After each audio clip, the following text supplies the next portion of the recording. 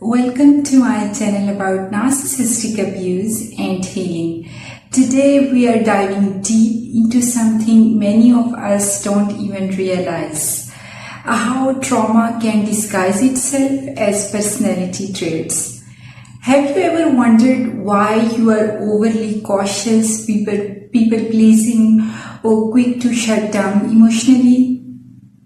You might think it's just who you are, but it actually be the lasting imprint of trauma. Stay tuned as we uncover 10 signs of trauma that you have been mistaking for parts of your personality. So let's start. You overthink when someone is kind. You might believe you are just polite, but if you find yourself excessively thanking people for simple acts of kindness, it could be because you are not used to receiving care or consideration. This behavior often stems from a past where kindness was rare, and now you are overly grateful for what others might see as basic decency. You apologize excessively even when you are not at fault. If you find yourself saying sorry all the time, you might think you are just being considerate. However, this can be a sign of trauma, especially if you were often blamed for things that weren't your fault. Over-apologizing can be a defense mechanism learned from a time when you were made to feel responsible for everything. Number 3, you prefer to stay busy. You might think you are simply hardworking, but an inability to relax and a constant need to stay busy could stem from being conditioned by an abuser to always work hard and meet their needs. Staying busy can also be a way to avoid facing painful memories or feelings. Number 4, you cannot accept compliments.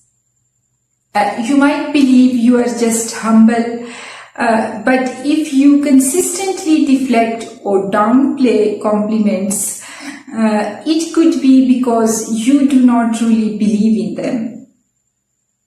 This often happens when past experiences have damaged your self-esteem, making it hard for you to accept positive feedback. You never ask for help. You might think you are just fiercely independent, but a reluctance to ask for help can stem from a time when you had no one to rely on. If you are used to handling everything alone, it is likely because you learned early on that there was no one there to support you. Number 6, you have difficulty making decisions. You might think you are simply indecisive.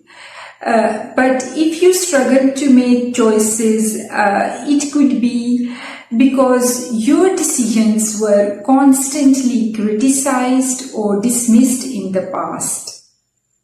This can lead to fear of making the wrong choice, paralyzing you with self-doubt. You struggle with boundaries. You might believe you are just a people pleaser, but saying yes when you want to say no, and having trouble setting boundaries often comes from a fear of rejection or conflict, learned from past experiences where your boundaries were not respected. You isolate yourself.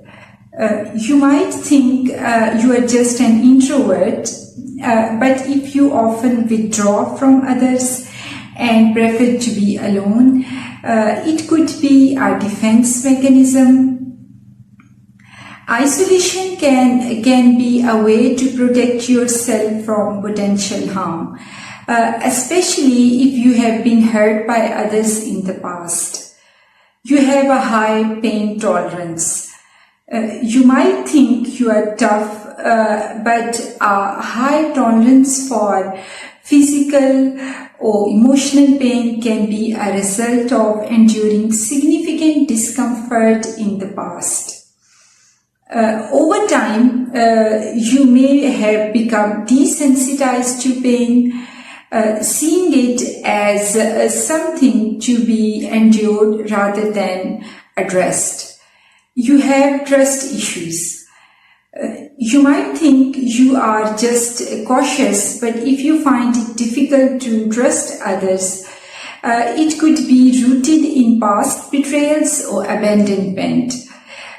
Trust issues often develop as a way to protect yourself from being hurt again, making it hard to open up and rely on others.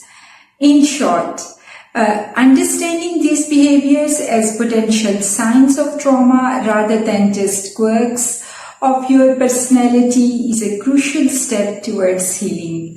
Acknowledging the roots of these traits can empower you to address the underlying issues and begin to transform the way you interact with yourself and the world around you.